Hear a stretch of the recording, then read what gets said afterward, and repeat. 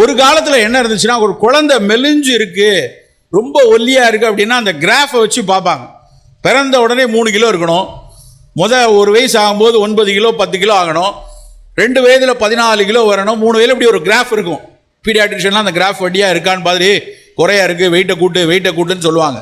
இப்போ ஒன்று சொல்கிறாங்க, ஒருவேளை மெலிந்து இருக்கிற குழந்தை 3 வயது 4 வயதில் உங்கள் வீட்டில் கொஞ்சம் ஒல்லி பிச்சானா இருக்கான், நல்லா துருதுருன்னு ஓடிக்கொண்டு இருக்கிற ஒரு பெண் குழந்தை ஆண் குழந்தை இருந்ததுன்னா, எடையை ஏற்றணும்னு கண்ணாபின்னான்னு சத்து உணவுகள் கொடுக்காதீங்க.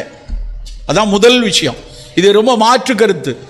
அவர்கள் நல்ல ஆரோக்கியத்தோடு இருக்கிறாங்க, ஓரளவுக்கு எடை இருக்கிறார்கள், ரொம்ப போஷாக்கா குண்டா இருக்கணும்னு அவசியம் இல்லை. அந்த உயரத்துக்கு ஏற்ற சற்று மெலிந்த உடல் இருந்தால் போதும். அதுக்காக நான் ரொம்ப வேஸ்டட் சில்ட்ரனை பற்றி சொல்லலை. ஸ்டண்டிங் அண்ட் வேஸ்டட் சில்ட்ரன் வேற.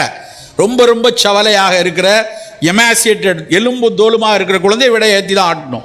ஆனால் சற்று மெலிந்து இருக்கிற குழந்தைய நம்ம வீட்டில் பாட்டி தாத்தாலாம் முக்கியமாக, ஏன் அவன் மெலிஞ்சிருக்கான், நீங்களாம் அந்த காலத்தில் போஷாக்கா குழுன்னு இருப்ப, ஒழுங்காக வளர்க்குறியா, ஒழுங்காக சாப்பாடு கொடுக்குறியான்னு சொல்லி எதையாவது கொடுங்கன்னு எடையை ஏற்றி கொண்டே போனோன்னா, குழந்தை பருவத்தில் குண்டாக இருக்கிற குழந்தைகள் தான் அவர்களுடைய 15 வயதுக்கு மேலே மெல்ல அவர்களுடைய கணையத்தினுடைய பணி குறைய ஆரம்பிக்கிறது. அவர்களுக்கு இன்சுலின் ரெசிஸ்டன்ஸ் 30 வயதிலே வருவதுக்கு காரணம் குழந்தை குண்டர்கள் அப்படின்னு சொல்லி சைல்ட்ஹுட் ஒபிசிட்டியை பற்றி சொல்கிறாங்க.